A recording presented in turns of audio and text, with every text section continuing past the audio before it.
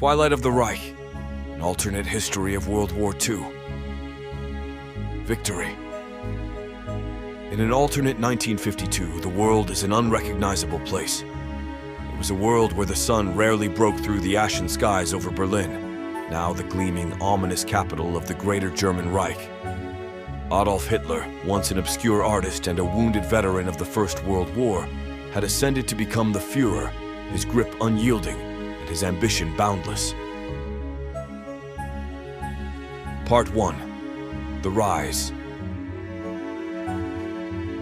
Adolf Hitler, a man of bitter dreams and sharp rhetoric, found his audience in the disillusioned masses of post-war Germany.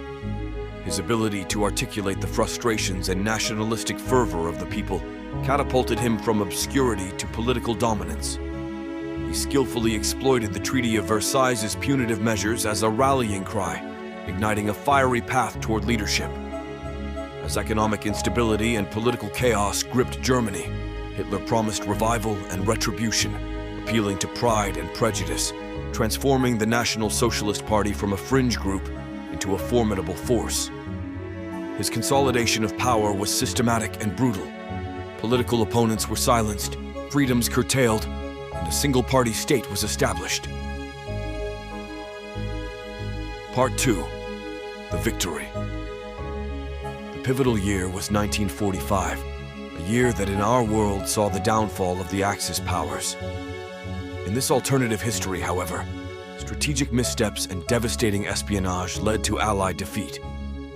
The United States, devastated by a catastrophic attack far surpassing Pearl Harbor, retreated into isolation. London fell after a prolonged siege, with its historic streets lined with German flags, and the Soviet Union crumbled under relentless assaults that took the Wehrmacht to the gates of Siberia, leaving its vast resources at the disposal of the Reich. The Axis powers, led by a triumphant Hitler, declared victory in 1946. Celebrations in Berlin were marked by grand parades showcasing the might of the Reich.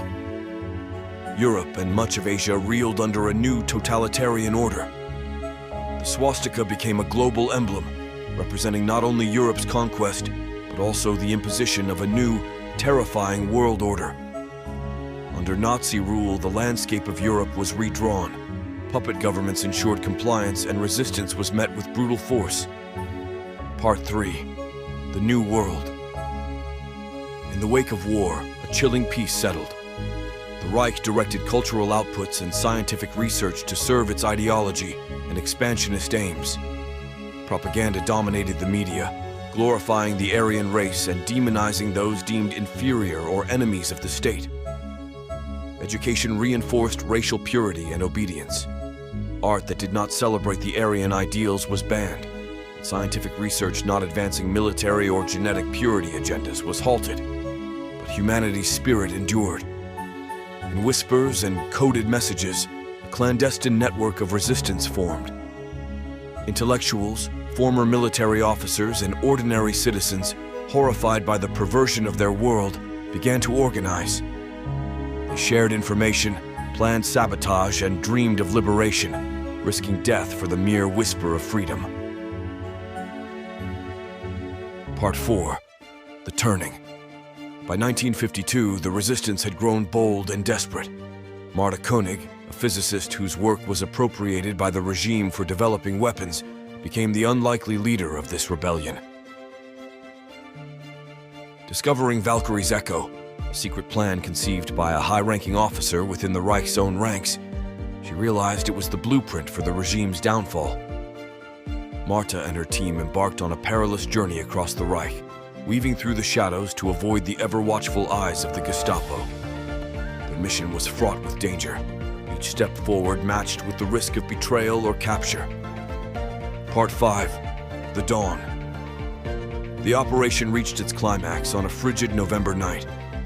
As the Reich celebrated its supposed invincibility, Marta's team struck. They severed communication lines, broadcasted truths of the regime's atrocities, and ignited uprisings. By dawn, fires of rebellion burned across the globe, from the streets of Berlin to the camps in Siberia. Freedom's call was answered. The world, once subdued under the boot of tyranny, rose in a chorus of defiance. The regime, caught off guard and overwhelmed, crumbled under the weight of its own oppression. Conclusion. This tale of what might have been ends with a dawn not of despair, but of hope, a testament to the resilience of the human spirit against tyranny. If you enjoyed this journey through a chilling yet inspiring alternate history, don't forget to like, subscribe, and click the bell icon to join us for more explorations into what-if scenarios.